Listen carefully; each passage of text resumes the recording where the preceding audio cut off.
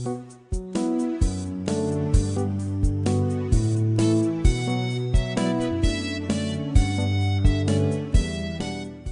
guessing if it turns out that the place is actually a lot better than many countries, we will have a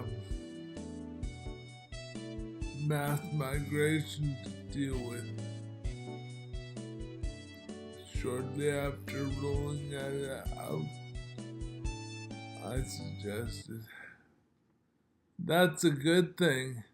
That's just what we want, Martina said.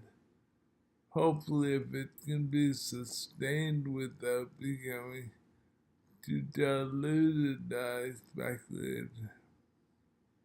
Communities will be created and people will be free to use the corridor as they like.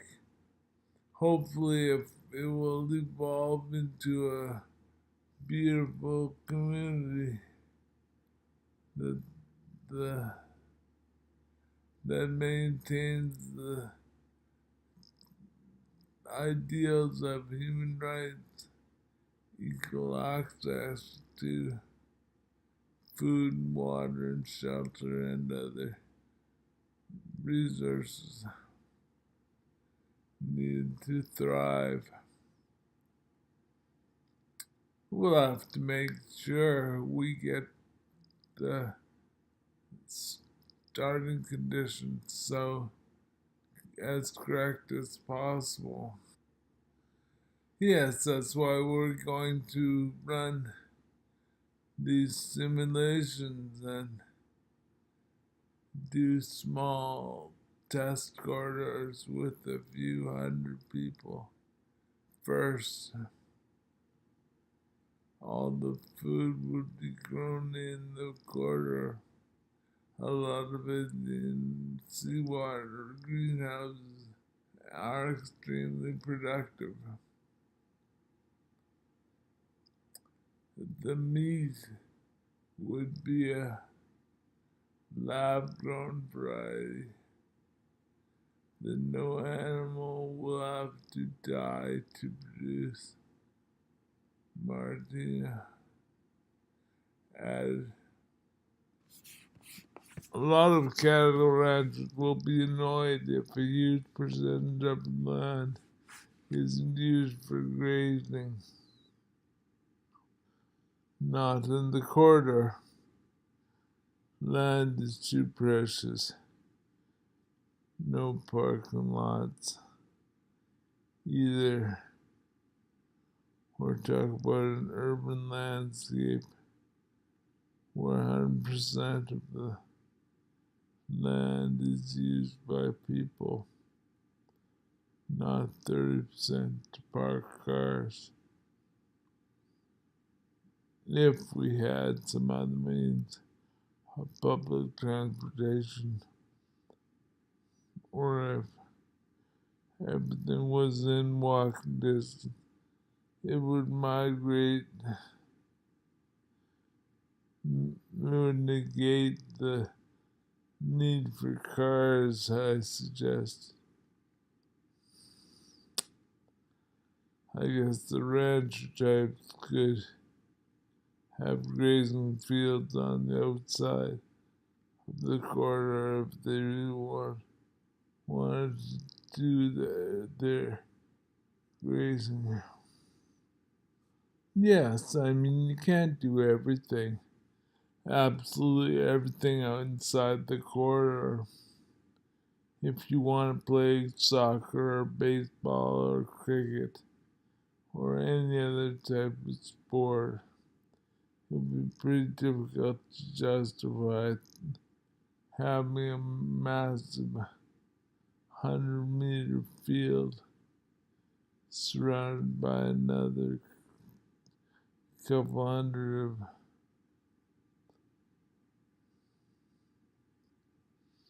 meters of stadium, opera houses, large concerts, hiking, fishing, all of this stuff you will need to leave the corridor to do, Martinez suggested. That's true. The main purpose of the corridor is to provide people with the basics: food, water, shelter. If you want to do a lot about the things that require a lot of space, you can always have the corridor. You can always leave the corridor rather than imposing on everyone else's territory with a massive infrastructure project. Before 2020, cars were autonomous, but over the years we just got used to cars that headed out to give someone else an Uber ride after they dropped us off. Our cities are still designed for cars that sit stagnant for 90% of the time in parking places, but the corridor doesn't allow for that. So we're designed for 2050, not 1950. What other tricks do you have up your sleeve? I got an email from the design team in Berlin. They want to make the Alaska crossing only open for 4 months a year. And they're big on the deserts of Mongolia these days, Martin answered. Sounds like a good idea to me. There's a lot of wide open space in Mongolia. It could be utilized if the technology were there to convert them from desert.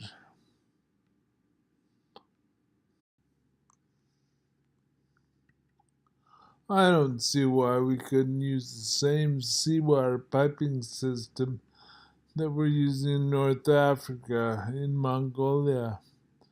We may need more pipe to get water from the Pacific, but it should work just as well, Martin added. So what are we talking? A whole different route across Eurasia, I asked.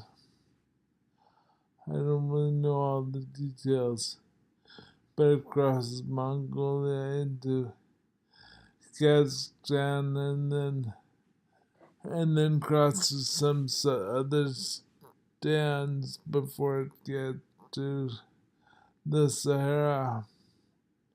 They're planning on building the biggest camp of all for the middle of that desert. And what? Leave the Western and Northern European routes completely out of it? I wondered. They're still committed to a route across Russia to the finish line, as they call it.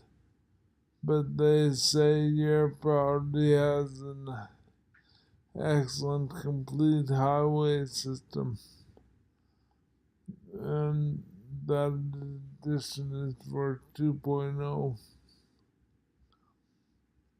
The Autobahn is enough highway to be jealous of. I don't think we need to worry about them. I suggested. So we'll have a completely globe-spanning international highway. We should have a movie made like that around the world in 80 days. Except instead of flying a hot air balloon, the protagonist is driving in a tiny house car. It would make great promotional material to have someone, maybe some indigenous Timbuktuans, take a caravan, kind of like the Hawaiian Hokula that circumnavigated the world using traditional Polynesian wayfinding techniques and stopped off in Japan, Indonesia, Cape Town, etc. Exchanged culture and experience with all the various people I had. Yes, it would be great for visibility and indigenous cross-cultural exchange.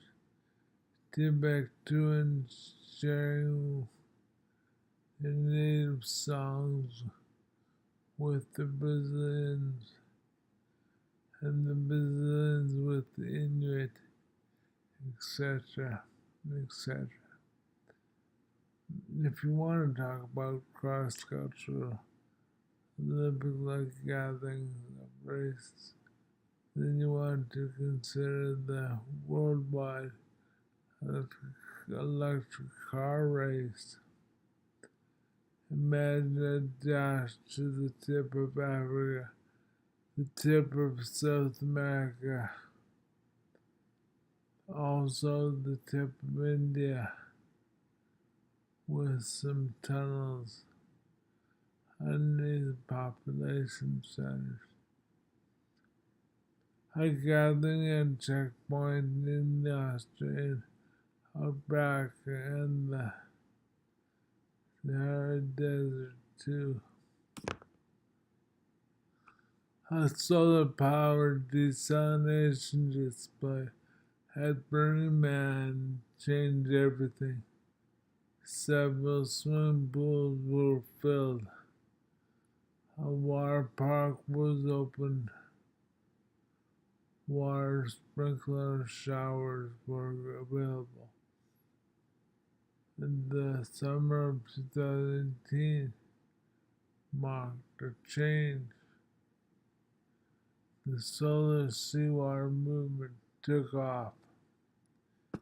Yes, the solar seawater movement was a big deal. It really helped molten salt so get on the map. I nodded. Perhaps as the next Burning Man, we could have one of the latest versions of the boring machine on display, digging up an underground cavern in recent time. Martina brainstormed. A big party under the earth. They could actually dig an